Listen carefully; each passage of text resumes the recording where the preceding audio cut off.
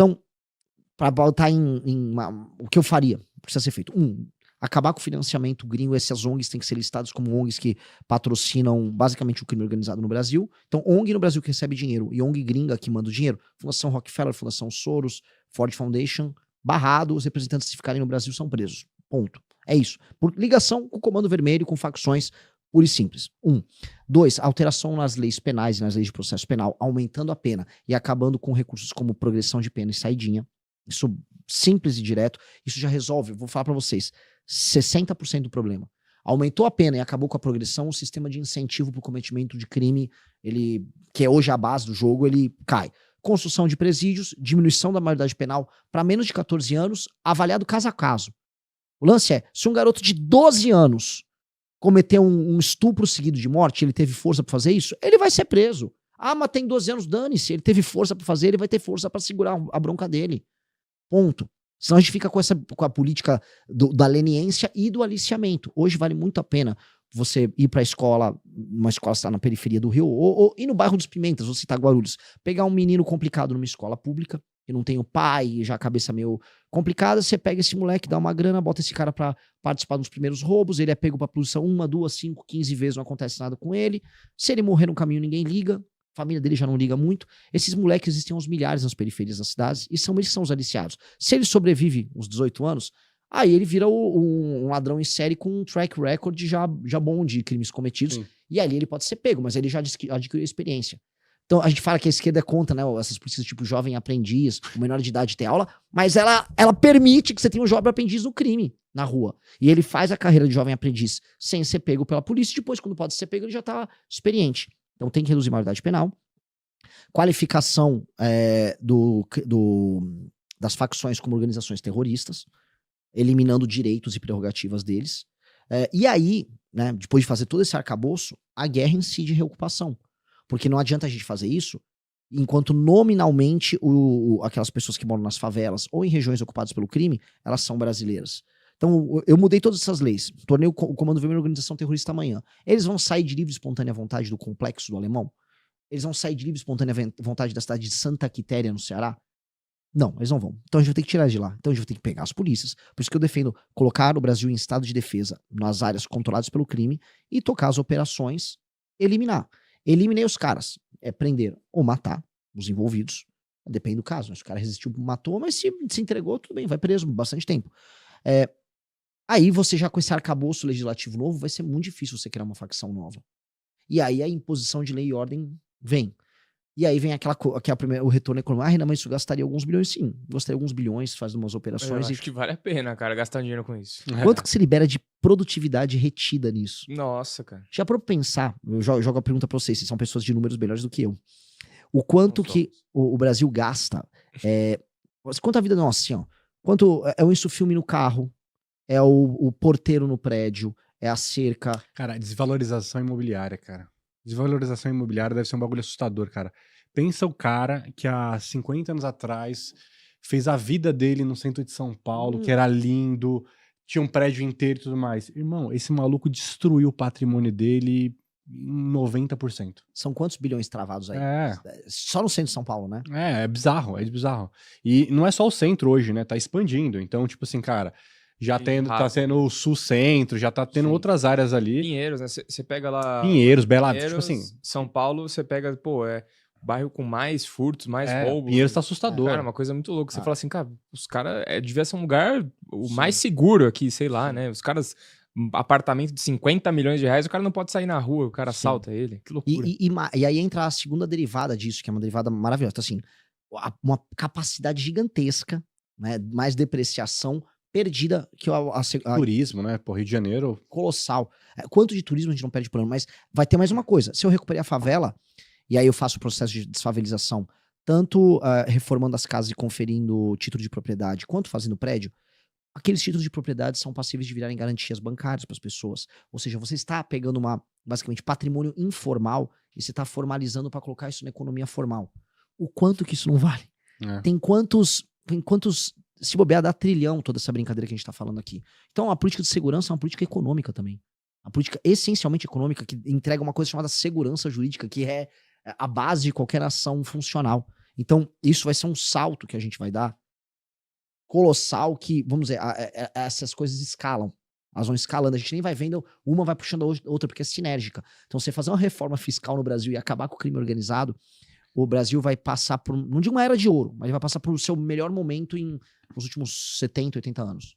É algo incrível que pode acontecer. Cara, isso seria engraçado, né? Parece uma coisa... Utópica.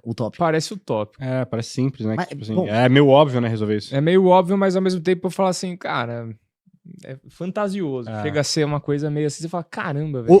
Hoje o problema... Qual que é o maior problema? Porque hoje da segurança, cara, tipo, o policial, ele não tem permissão pra fazer o que precisa ser feito?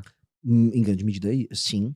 Quando ele pega o bandido é levado pra delegacia, mesmo com várias passagens, várias vezes o delegado, né, solta. Se ele fica, aí vai pro juiz de garantia, vai fazer a audiência de custódia, aí na audiência de custódia já soltam ele. Se ele vai preso, ele toma uma progressão penal e sai, e as penas são brandas. Então, assim, ser policial é uma tarefa muito ingrata. O cara tem que gostar muito de ser policial. O cara ganha pouco, e vamos dizer, a alegria que ele tem em fazer bem feito o trabalho dele é jogada no lixo logo em seguida. Esse cara o policial, o entregador, o motorista de Uber, esses caras são heróis nacionais. Porque eles persistem quase como o Sísifo empurrando a pedra montanha acima e ela rola por cima dele. Porque parece que assim, o país é feito pra judiar desses caras, pra castigar. E ele se você olhar, a resposta, na verdade, é muito interessante. Se você pegar o dia de um policial e o drama de um policial, pegar uma semana do policial e criar soluções para os problemas dele, tudo isso que a gente tá falando aqui tá incluso. Porque passa por isso, né? Ó, o menor que não pode ser preso, que comete o crime, volta pra rua e fala, tô de volta, né? E ainda tira sarro do policial, que não pode fazer nada com ele. A progressão de pena, que faz com que o bandido violento volte pra rua, a audiência de custódia e outras garantias para traficantes e membros de facções criminosas que não podem ter direitos e prerrogativas que uma pessoa normal tem. Tudo isso. Se a gente olha direitinho, tá no pacote. O que mais você tem aí de propostas que a gente pode chamar de Impopulares. cenários utópicos aí, mas que você fala assim, cara, isso aqui a gente devia dar mais atenção? Propostas impopulares a gente tem de monte, né? Eu falei fim da Zona Franca de Manaus. E eu estou até indo bem nas pesquisas no Amazonas, mas eu tô falando real. E galera, não dá pra sustentar isso. Isso é doentio, isso é bizarro. Nós precisamos acabar com a Zona Franca. Nós precisamos criar e eu tô falando isso no Nordeste. Eu vou pro Maranhão, fazer uma rota no Maranhão só com cidade com IDH África subsaariana, assim, bem hardcore. E eu estou falando pra galera lá, olha, não dá pra tirar o dinheiro dos lugares mais produtivos e sustentar a sua classe política. Nós vamos precisar fazer alguma coisa. Que seja colocar um interventor no Maranhão. Agora a gente vai precisar ter uma política com os estados deficitários brasileiros de desmame. Todo governador tem que trabalhar com o seguinte indicador: aumento da atividade econômica e aumento de arrecadação real. E não viver da arrecadação dos outros estados. Pô, se for pegar o salário do professor da rede estadual do Maranhão e o salário do policial do Maranhão, é mais alto do que a média de vários estados que pagam a conta. Então eles pegam o dinheiro do estado que paga a conta e aí eles pagam melhor a turma deles. Isso é injusto. É injusto com o policial de São Paulo. O policial de Minas não tá tendo reajuste há anos. Tá pistola com o Zema. Aliás, os policiais de São Paulo também estão pistola com o Tarcísio. Enquanto isso, do Maranhão dá aumento. Que isso? E os prefeitos gastando. Todos esses escândalos agora teve o escândalo do Wesley Safadão. Porque para um prefeito se reeleger, toca um show ali. Aí fica... vai dançando, e a população vai dançando e vendendo voto. Isso não dá. Não dá pra ter município que não seja autossustentável. Então tem que fundir os municípios, especialmente na região Nordeste. Você não vai poder permitir que essas mesmas famílias políticas se reelejam de maneira indefinida, como acontece lá. Portanto, se você não tiver indicadores de desempenho, o prefeito não se reelege. E explicar isso foi difícil de início, mas hoje eu tô tendo uma facilidade muito grande, porque você mostra os escândalos para as pessoas falam, é verdade, cara, não dá pra viver assim. No Maranhão. Outras coisas impopulares. O nosso pacote fiscal, que tá protocolado com o Kim, tem temas que vão ser impopulares, mas a gente vai precisar discutir ele. Por exemplo, tem muita fraude no BPC. Vocês acompanham o orçamento brasileiro. O avanço dos gastos com o BPC é assustador. Já é uma curva quase exponencial. Ele aumenta assim. E por quê? Você hoje consegue um diagnóstico de qualquer coisa para você pegar um BPC. O BPC é muito maior do que o Bolsa Família. Então, Bolsa Família, você vai lá no CRAS e pega. É meio fácil. O BPC, Ah, o cara, eu sou meio tantã, assim, né, falando. Eu podia pegar um diagnóstico, eu sou autista aí, tô no espectro, e pronto, pega um BPC. Então vai ter que passar um pente fino nisso. Outra coisa, ele não pode ser reajustado, que é a desindexação, igual ao salário mínimo. Então uma pessoa tá ralando, sobe o salário mínimo, é um ganho de produtividade. Aí eu atrelo a quem não tá sendo produtivo, o ganho da produtividade. Não é o reajuste. Uma coisa é o reajuste, pô, teve inflação e tal. Eu atrelar a produtividade do cara que tá trabalhando. Então eu não posso subir o BPC de acordo com isso. E eu tenho que passar um pente fino no BPC. Hoje, cara, o BPC, pra muita gente malandra, tem muito malandro na praça, é uma boiada melhor, muito melhor do que qualquer outro benefício assistencial. Por isso que ele tá crescendo de maneira gigante. Vai ter que mexer. Bolsa Família, eu estou rodando e já tô avisando o Nordeste, eu vou fazer frente de trabalho.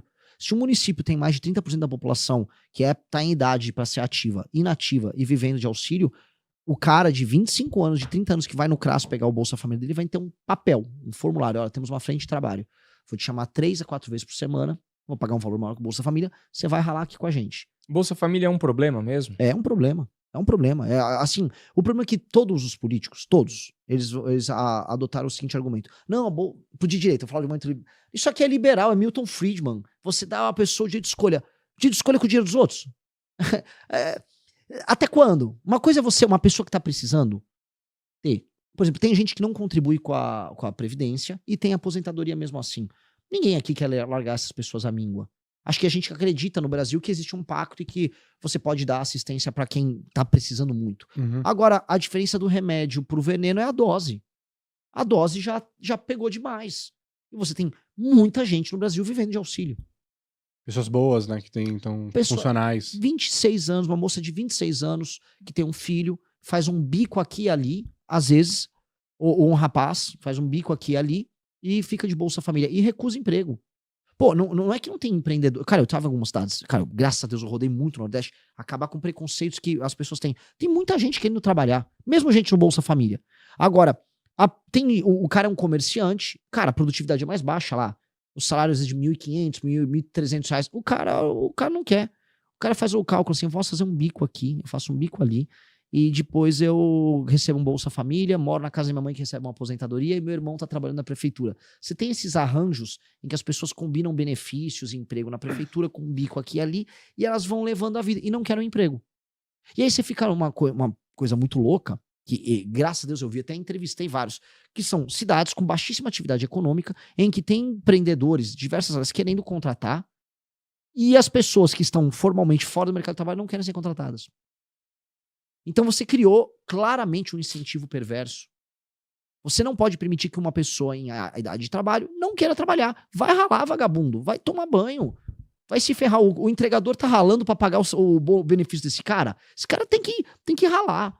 Ah, mas você vai perder o voto dele? Eu já não tenho o voto dele. Ele vai votar. Se o cara não quiser ralar, ele vai votar no Lula. Então deixa ele votar no Lula. Agora, o cara que é o entregador, o cara que é o dono de uma loja de material de construção pequenininha aqui, o cara que tem um restaurante, o cara que tem um boteco, o CLT, eu tô com esse cara.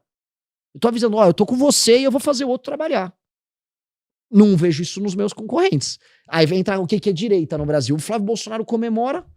Ah, meu pai aumentou o Bolsa. Pô, parabéns, hein, cara. Eles votaram no Lula. Você é o bichão, hein? Você é brabo. Né?